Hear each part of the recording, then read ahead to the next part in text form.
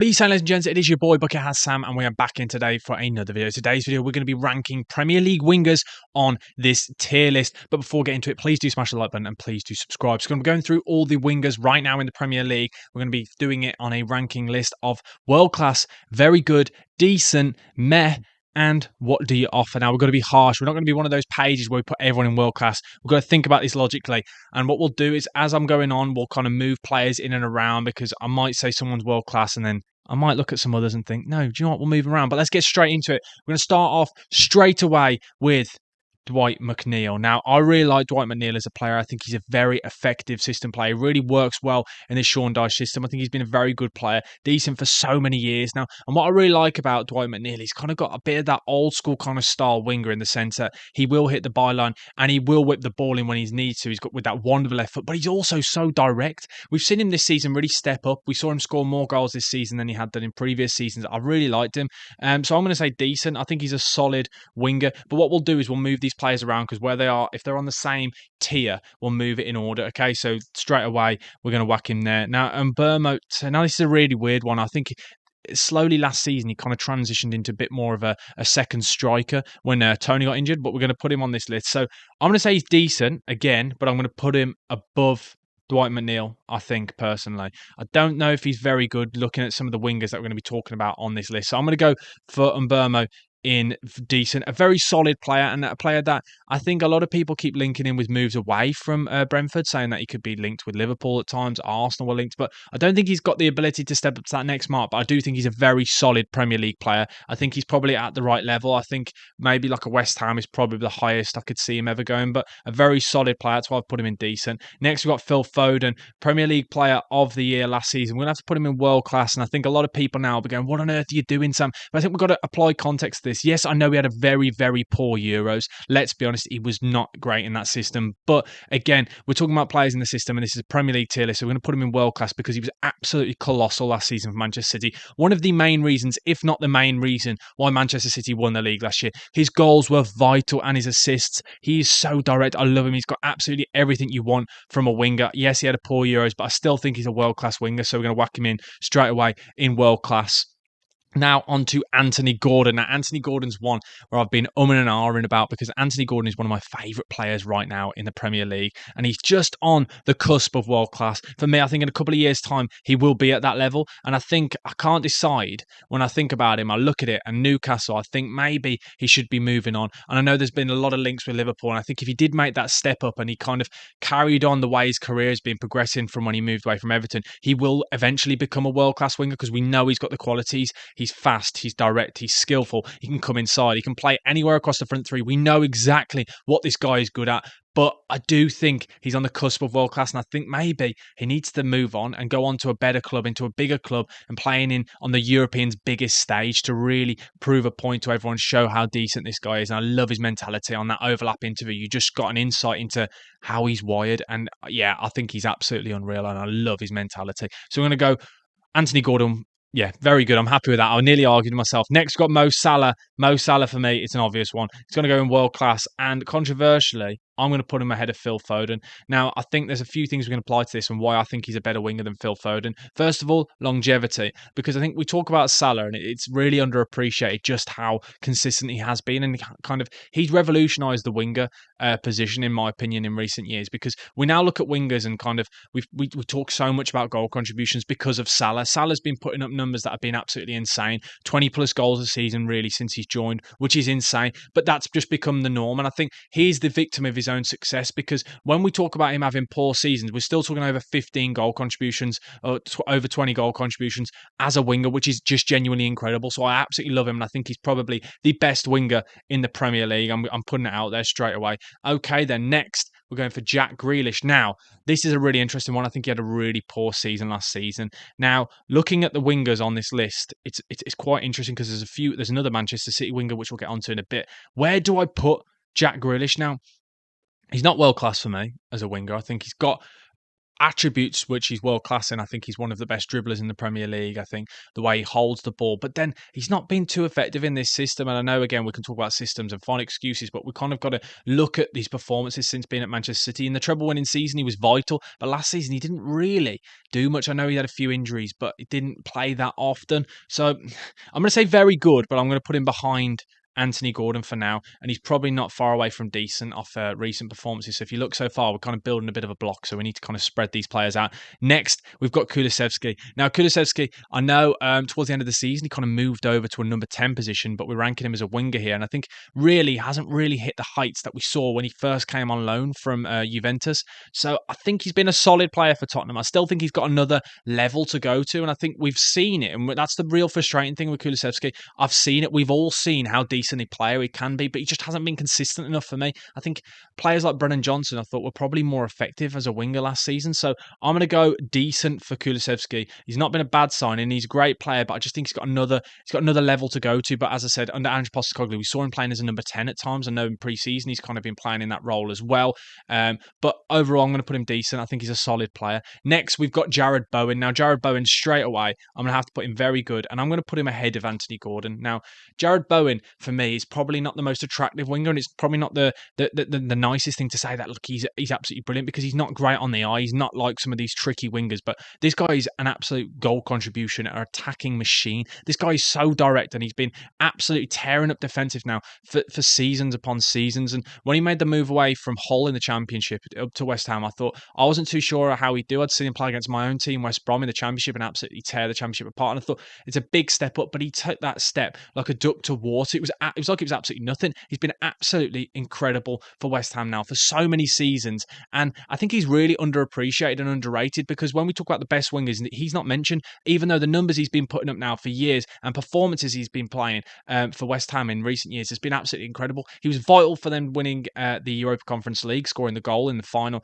but overall, he's just been absolutely incredible for so many seasons now. I really like him, and he's probably one of the, I'd say he's in the top 5 best wingers in the Premier League, and I know people might come at me for that, but I do think he's absolutely incredible, and I think he might need to take that next step to that next club before he can really get appreciated, maybe joining like the likes of a Liverpool or somewhere like that, and finally then, when he kind of carried on playing the way he is now and putting up the numbers that he's been doing for West Ham for a bigger team, people may look at him slightly differently, which feels ridiculous saying, but it is just the way football works. So I'm going to go very good for Jarrod Bowen. Next, we've got Mitoma. Now, Mitoma is a weird one. I'm going to go straight in and say decent. I'm going to put him behind Kulusevski. Now, Mitoma, everyone got really excited about.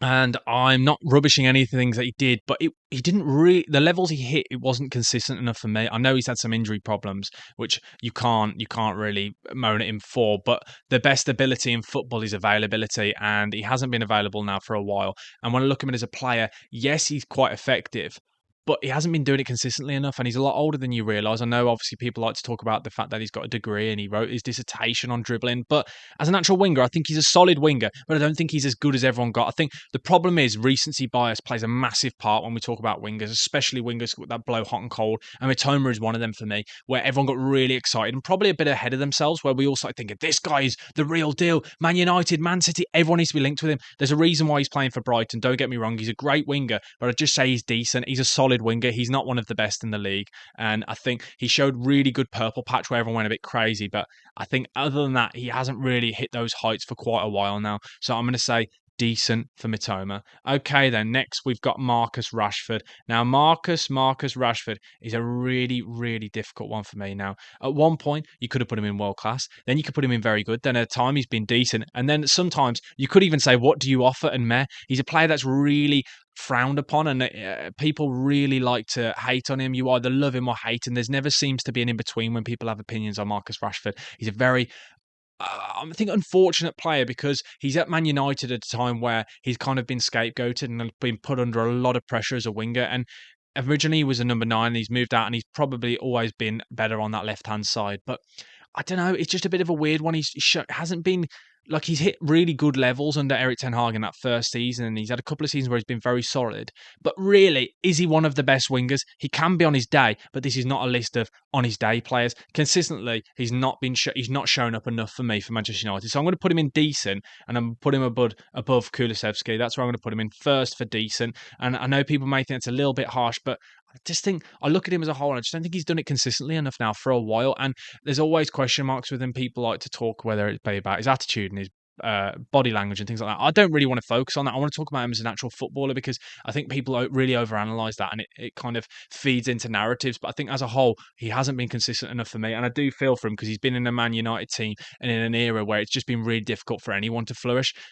So yeah, I'm going to go for decent because he's a solid player. Next, Almiron. Now, Almiron's been linked with a move away now for years to Saudi Arabia. I'm going to go with what do you offer? Like, I understand what he offers, but Meh seems too high. Like, he can come on, he can cause a bit of problems, but he's got absolutely no end product. He's got all the attributes you'd need for a winger and to be a good player. He can be quite skillful, but the problem is occasionally then he'll do something really well. Like we went on that run, do you remember, where he was scoring goals for fun and he'll beat his man, but then his touch is like a bouncy castle the next time. It's so all over the place. He's so erratic and irrational as a winger, and I can see why people get quite frustrated with him as a player. So yeah, I'm going to have to go in what do you offer just purely because, again, consistency wise, I think Meh would be too high. Next, we've got Jeremy Doku. Now, Jeremy Doku is another really weird one, but I'm going to go straight in and say very good, but towards the bottom. Is he better than Grealish? That is the question. I'm going to say no for now, just purely because it is so early on. But he's a very exciting winger, and I love the fact that we've not seen many wingers like this, and you don't see many wingers like Jeremy Doku in the modern game. The way he drives at players, the way he's so skillful, and I just love the way he plays. He plays like he's playing on the school playground. He looks like he's enjoying it, and that's exciting. And there needs to be more players like this in the game. But with the way the modern football is going and the numbers game and things, I do worry for Jeremy Doku because we've seen it slowly as the season progressed. He started becoming more sensible and more proactive as a winger and more passing the ball back and thinking about numbers and things. Whereas when he first started at the start of the season, he was absolutely crazy. We hadn't seen footballer like this in the Premier League for a while. So I'm going to go very good, but I do just worry. I just hope he doesn't get pepperfied. I know a lot of people go, oh, what do you mean? It's just a narrative. But you do see it. It's not nothing wrong against Pep. Like, I understand why he does it. It's the most effective style of play, but it's not my favourite to watch. I enjoy watching players that get your bum off seats, and Doku can be one of those, and I'll hope he carries on the way he's been playing. And even at the Euros, you saw it. He's quite an exciting player. So I'm going to go very good for Jeremy Doku. Okay, then next we've got Luis Diaz. Now, this is an interesting one. Where do I rank Luis Diaz? Now, I personally think he's decent. I don't think he's on the level of the very good wingers. I don't think he's on the levels of your Jared Bowen, your Anthony Gordons, Grealish and Doku and players like that. Don't get me wrong. I think Luis Diaz is a solid player, but I always think he was going to struggle no matter what because he was filling the boot of Sadio Mane. And Sadio Mane is an absolutely incredible footballer. We all knew. And as soon as he left, everyone was thinking, how are Liverpool going to cope without him? And that just speaks volume to the level. But I think Luis Diaz is a very solid player. But I think you've seen with the amount of times that Klopp's, when it was Klopp, sorry, I keep forgetting that Klopp's not there anymore. But when Klopp was kind of rotating that left-hand side, we've seen Darwin Núñez play there. We've seen Cody Gakpo play there. We've seen Luis Diaz, Diego Jota even playing there. So Diogo Jota, sorry, playing there. That's where I think if he was very good or if he was world class, that would be his position. And there's a reason why there's been kind of rotation and things. I just don't think he's on the level of the rest of them. And I always think he's going to struggle, as I said. But yeah, very solid player. I really like him, but very good for me. I don't think he's on that level. So we're building up quite a few players in decent. Okay, then next, Bukayo Mudryk. Now, Mudryk, where are we putting Mudryk? Now, I'm going to put him in meh.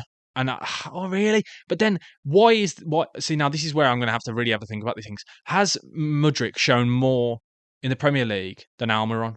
No. So actually, me putting him in Met is wrong. I should be putting him in what do you offer? Because I know it's very early on and people say, oh, it's too early to jump. But we've not seen really flashes of anything. Maybe in his debut, his first game where he came on, I think he had a little cameo performance. Might have been against Liverpool for the last 15 minutes. He showed a little bit of flair. But other than that, we've really not seen enough from Bukayo Mudryk. And the amount of money that was thrown in for him. And I know it's harsh to say this, but at the moment, it's what do you offer? Yes, I know he's got a massive ceiling. People talk about the kind of the attributes that he's got, but we've not seen it. And I can only go on what we've seen. This is not a list and this is not a ranking of players' future. This is a ranking of right now. Where do we rank him? At the moment, it is what do you offer? It's kind of, you look at it as a whole and you think, I don't get it. I still haven't seen enough of a player to really think that this guy's good enough to be playing in the Premier League. And I think what speaks volume is a lot of the time you'll see kind of players flirting in the squad and they'll get a lot of minutes. Whereas last season he didn't really play that much, considering the amount of money you're talking that he was bought for. He should be starting every week, regardless of how old he is. And I think people say, oh, but he didn't set his price tag. But that's his price tag, so he's got to play up to that price tag. He's got to show even just some ability that he's good enough. But right now, at the moment, moment, you look at Mudryk and you think, what do you offer? And I just think it's another one of those Todd Bowley signings where it's kind of just, it was more hopeful. And it was a bit more of a crazy deal where they saw Arsenal going in and they go, well, that's our man, and really overpaid. And I don't think he really suits the system. So I'm going to go for what do you offer? Next, we've got Cole Palmer. So Cole Palmer for me is world class. And is he better than Phil Foden? It's a really difficult one. I'm going to put him in behind Phil Foden. I'm going to put him in third currently. He's a great winger. Now, we all know last season he kind of played everywhere for Chelsea. He became the main man at Chelsea, and no one really expected him to progress and to play as well as he did from the player that we saw at Manchester City. I know we saw flickers and moments of brilliance at Manchester City, but last season at Chelsea, the guy was an absolute joke. Some of the numbers he was putting up was insane, and I can remember that Man United performance on that Thursday night. I remember sat at the pub watching it and sitting back and just thinking, this guy's an absolute joke. He was taking so many games by the scruff of its neck and just saying, this is my town. This is Stamford Bridge is mine. This is my palace. And all of these players had to play around him. And there was even times when Poch was saying players need to learn how to play without Cole Palmer. We don't need to rely on him. And that just speaks volume to how good this guy has been. And I think maybe, I don't know, people always say, oh, is he the one that got away from Manchester City? Manchester City never really kind of, when they let a player go, they kind of never really reflect on it, and they very rarely regret it. We've seen it so many times, but I think he might be the one where they look at it and think, did we get it wrong? Because the guy's an absolute joke, and last season they were crying out for a winger like him at times, just somebody that can unlock and do something a little bit different, because as much as he gets compared to Phil Foden, he's so different. I don't think there are many wingers that are as direct as Cole Palmer, and a winger that will drop in deep to get on the ball. He just always wants to be on the ball. Everything came through him last season at Chelsea, sorry. And the thing is, you can say he's a winger, but he played absolutely everywhere. The guy was an absolute joke. So yeah, Cole Palmer has got to be top 3 wingers in the Premier League right now, and he's definitely world class already. Next, we've got Antony. Now, Antony, how do we talk about Antony? Where do we start? I know a lot of people like to call him the fidget spinner. And like, I just look at it as a whole, and I just think it's just a bizarre signing, especially when you've heard reports coming out saying that the Man United scout and development team said he was no more than 25 million, and they panicked and they bought him late. And I think that's a massive thing here. And I know I spoke about earlier about Mudryk's price tag and things, and it's mental to think that if they had bought him for 25 million, which they had apparently the opportunity to do so earlier on in the transfer window, would we look at him as a different player? Personally, I doubt it, because I still haven't seen enough of him yet to think, is he a good player? It's just a really odd winger, just quite frustrating, and you know what he's going to do. He's so reliant on that left foot. I think the biggest problem for me is, I think, the attitude. And I know we've spoken about it before, and I mentioned it with Rashford, and I don't like the way people like to push the narratives with Rashford. But the difference is Rashford's actually achieved something. Rashford's done something. So I think he's got merit in the bank, where you've seen Antony stropping so many times when he's been brought on at left back to do a job, and that's the thing I really don't like about him, and that's something that kind of really frustrates me looking at it from an outsider's point of view. You just want him to enjoy playing football, to wear Man United, the Man United shirt is an honour, really. They're a massive team. They're one of the biggest teams in the world, and he plays for that club like he doesn't respect them. And I think they need to get rid. I think it's just been a regretful signing where they kind of just look at it as a whole and just go, we need to just bite the bullet here and need to get these kind of bad eggs out. It's been a kind of cycle that Manchester United have been going through for so many years, and Ante kind of embodies it massively about the poor transfer policies and business that they have been kind of going through over the last previous few and maybe even few years. So hopefully the Ineos group can kind of look at that as a sign and think, this is what we don't do now going forward. And it looks like it with the signings they've been making this season, with Lenny Yoro and Zerkzee, like it looks like they've got it right. So Antony kind of thing, I think, embodies kind of the previous ownership and the previous way that the club has run. So I think, yeah, what do you offer? I don't rate him at all, and I'm still not convinced really he's good enough at the moment to be playing for Manchester United. Now, next we've got Bukayo Saka. Now, Bukayo Saka has got to go in world class, but it's where does he go? Does he go above Cole Palmer? Yes, I'm going to say he does, actually. What I love about Bukayo Saka is how young he is. And I think he's been missed at Arsenal now for so many years. And I think we kind of, as a whole, forget how old he is because of how long he's now been playing for Arsenal, week in, week out. He plays like a captain. He plays as a leader. He leads by example. He is so effective. And what I love about him is because a lot of people say, oh, he's a boring winger. He's a modern day winger. But again, he's very direct. It's just because he doesn't do a step over or doesn't do a roulette around a player. He still always beats his man, whether it's sheer pace or coming inside. He can go either way. Great on the left, great on his right foot as well. When he lofts it into the back post, we've seen that kind of cross cross or drag and pullbacks with his right foot so many times when he's been playing on that right hand side. But I really like him as a winger. Very underrated for me because I think when people kind of do their top lists, I don't think he really gets into the top three at all. Quite often, a lot of people's wingers list, but for me, he's one of the best wingers on the planet, and I'd definitely say he's world class. So I'm going to put him in third. Yeah, just ahead of Cole Palmer. Next, we have got Garnacho. Now, where does Garnacho go? Now, this is a really interesting one for me. Now, I look at it as a whole. A player that I'd say is decent, but probably lower down on decent. I think when you look at it as a whole and you compare him to some of the wingers on the list, would you want him? Would you want him or Luis Diaz? You'd want Luis Diaz. Would you want him or Rashford? Rashford. I think Rashford's still a better player. Would you want him or Kulusevski? Probably Kulusevski. Would you want him or Mitoma? I'd probably say you take him over Mitoma, so I think that's probably his level there. He's had a solid season. Again, he's still very young, but that's why I'm putting him in decent. Like, I'm not rubbishing the way he's been playing. I think he's a brilliant player, but he's still so young. He's still so rash, and his decision making is not quite there. I think I remember it. I think it was against Bournemouth where he kind of wasn't tracking the runners in moments, but then he's had such great moments already, like that goal against Everton. So as a whole, you can see he's definitely a great player there. So I'm going to put him as decent now, and his future is quite exciting. I'm quite excited to see how he kind of progresses as his career goes on. And now looking at it as a whole, actually, I might move Mitoma. Actually, I'm thinking about Burma and McNeil. I think I might have been a bit harsh on them, so I'm going to move Mitoma down to meh for now. Actually, looking at it as a whole, I just thought then I've been a bit harsh on Burma, sorry, and Dwight McNeil there. I don't think Mitoma's done it consistently enough for me, so I'm going to put him there. Next, Solly March. Solly March is a weird one. I really like him. Kind of one of those players that just has been at Brighton now for so many years. Like, I can't think of a time at Brighton where he just hasn't been there since they've come up. And he's only 30 years old. A really solid winger, a solid Premier League winger, can also play left back, which, he did a few times last season against Liverpool and other times.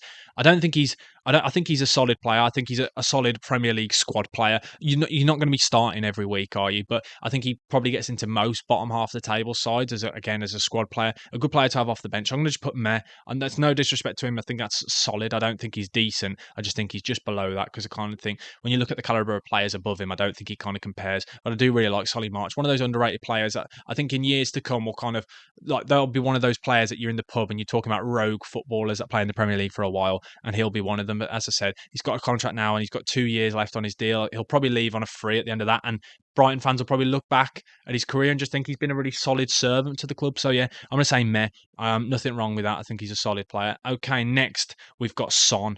Now, Son, for me, is one of the best. We're going to put him in world class, but I'm going to say he's fifth. And I look at it as a whole, and I stand by that. I think last season we kind of saw a different style of player. He was playing as a number 9 quite often in the season. So as a winger, I think he's definitely world class, or he's probably top of very good.